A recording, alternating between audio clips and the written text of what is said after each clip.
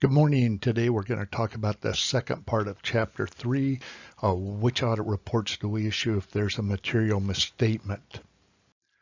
700 is a thou shalt know, word for word. Form an opinion on the financial statements based on an evaluation of the audit evidence obtained. That should be consistent with your education.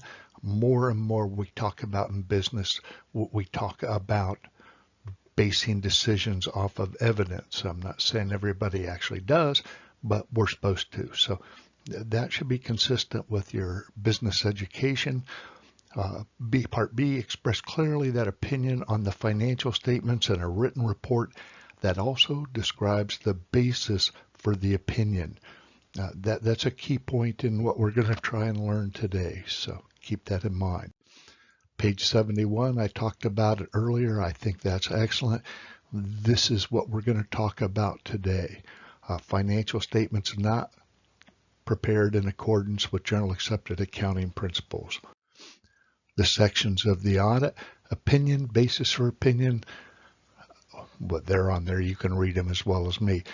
I need to point out that today we won't use the emphasis of matter.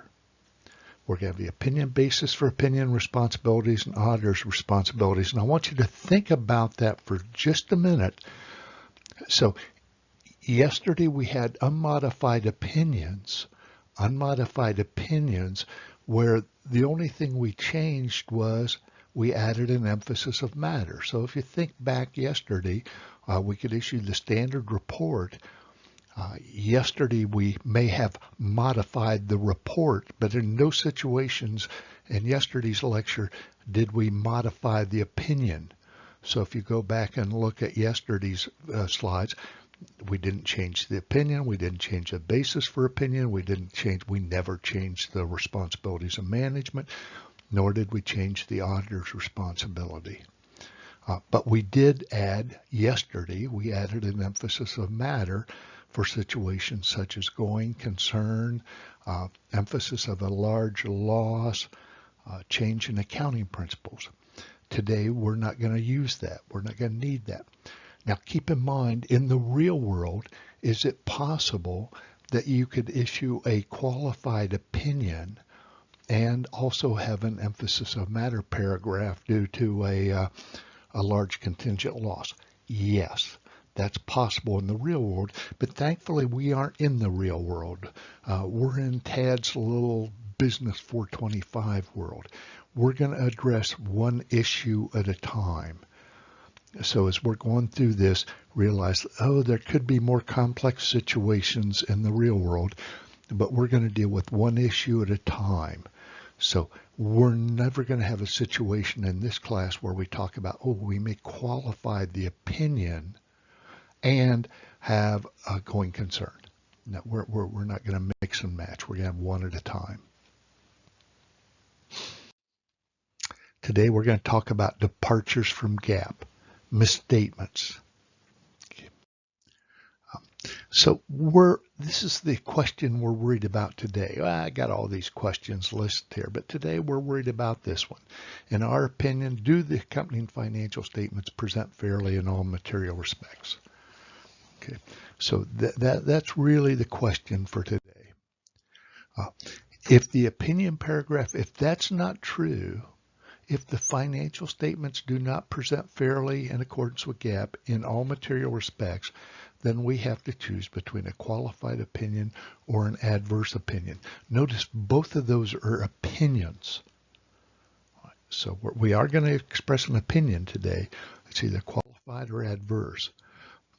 Yesterday we were up here.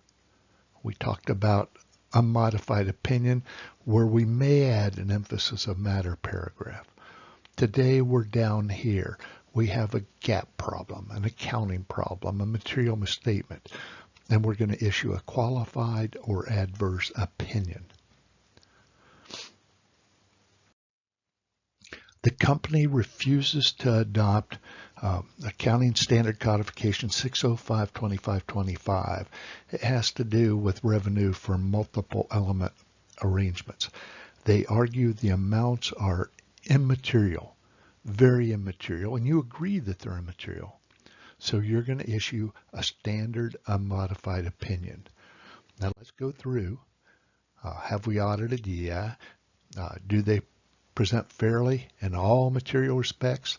Yes, in all material respects. So we don't have to worry about, we conduct our audit in accordance with generally accepted auditing standards. We believe the evidence obtained is sufficient and appropriate to support our audit opinion. Never change management's responsibility. We have reasonable assurance the financial statements are free from material misstatement. Okay. The client reports inventory at cost rather than lower of cost or market or lower of cost and net realizable value. So if it's LIFO, it's lower of cost or market. If it's anything else, it's lower of cost or net realizable value. Although the amount is material, you can accurately estimate the effects of the misstatement.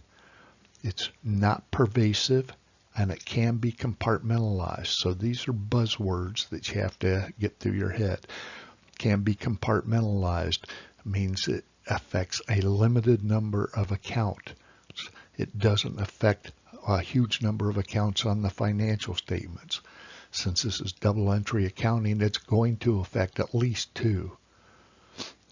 In reality, because of income tax, it's almost going to always impact at least 3 or 4 accounts. But it's not pervasive. It doesn't affect. So you got to get a handle on the words pervasive and compartmentalized. That's how we're going to differentiate whether we're going to issue a qualified or an adverse opinion. So I go on to the next. Yes, we've audited the financial statements. Do they present fairly and all? No. Okay. Yes, we conduct our audits in accordance with generally accepted auditing standards. We believe we have sufficient appropriate evidence. We've obtained reasonable assurance. But they don't quite, the financial statements aren't quite right. Right? So we're going to qualify our opinion. And so here we go. So the first paragraph's the same. Then opinion paragraph, in our opinion, except for the effects of the matter described in the basis for qualified opinion section of our report, everything else the financial statements present fairly. In our opinion, so we are expressing an opinion, except for this stuff. Now, we have to add a paragraph in the basis for opinion paragraph. Notice we still have the basic basis for opinion paragraph. We conduct our audit in accordance with generally accepted auditing standards. But we're adding this. If we modify our opinion, then we have to explain the modification. In our opinion, except for the effects of the matter. And this explains the matter. So we add a section to the basis for opinion section to explain why we're qualifying our opinion. After you show the client the opinion you're going to issue, they're going to read the basis for opinion paragraph, and they may say, oh, well, if you're going to put that in the report, let me correct the financial statements. If in fact they correct their financial statements before they're issued, then we will issue a standard unmodified opinion. A new scenario. The client does not have the expertise to implement 715-3025 defined benefit plans. You can't estimate the amount, at least not for a reasonable cost. It's very, very complicated. Any of you that had 323 know that pensions are complicated, but it's very material. You're absolutely sure. Everybody's sure it's material, very material. So we audited. Know the financial statements do not present fairly in all material respect. Yes, we conduct our audit in accordance with. Yes, we believe we have sufficient appropriate audit evidence. So we're going to issue an adverse opinion. Okay, We don't change the first paragraph, in our opinion, because of the significance of the matter discussed. Basis for opinion paragraph, they do not present fairly. Again, we've got the standard paragraph in our basis for opinion, but we have to have an additional paragraph in the basis for opinion to explain in our opinion, because of the matters discussed. What are the reasons we're issuing an adverse opinion? We have to explain that. 700 is perfectly clear, right? That in our written report, we have to have a basis for opinion section explaining why. Also notice it's an opinion. Every report we've issued so far in the first 2 days starts out in our opinion because of the significance of the matter. So with the qualified opinion earlier today, it was except for. This is because of. So those little words, if you think about them, will help you, I believe. Inadequate disclosure, the book rightfully makes a deal about that. I don't, because disclosure is just part of GAAP. If the disclosures are inadequate, the financial statements do not conform to GAAP. Okay, so we've got a situation here where the auditing standards require footnote disclosures whenever credit risk is concentrated in either a certain geographic area or among a certain class of customers. So we've got a contractor supply company. It deals in South Florida, only home builders. They fail to adequately disclose that concentration of risk. So, yes, we audited. Do they? No. So again, we're going to modify our opinion. In this case, at Tad's opinion, I'm going to issue a qualified opinion again. In our opinion, except for the omission of the information described in the basis for opinion section. So this is a qualified in our opinion, except for everything else presents fairly in all material respects. And then we're going to add that section to the basis for opinion to explain the concentrated credit risk. We're essentially going to recreate what that footnote should have been and stick it here in our basis for qualified opinion. Here's a summary. Now this is what we talked about yesterday, this column. Over here today we're talking about qualified and adverse opinions. Notice they're both opinions. So the we have audited is unchanged, the first paragraph. The opinion paragraph, in our opinion, qualified is except for. Adverse is, in our opinion, because of the significance. In each case, we're going to modify the basis for opinion paragraph. We're going to add a paragraph explaining why we qualified the opinion. Over here, we're going to explain why we believe the financial statements do not fairly present.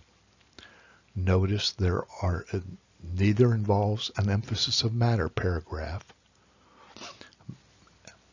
Responsibilities of management doesn't change. Auditor's responsibility doesn't change. Be able to briefly, now this is interesting on the test. If I ask for a definition, I want it word for word or virtually word for word. Some questions may say briefly. If it says briefly, then 315 addresses what? Identify and assessing the risk of material misstatement and understanding the internal controls. That would be adequate if I ask briefly. 500 talks about sufficient appropriate audit evidence. Okay, so here's, the titles. Tomorrow we're going to talk about auditing problems.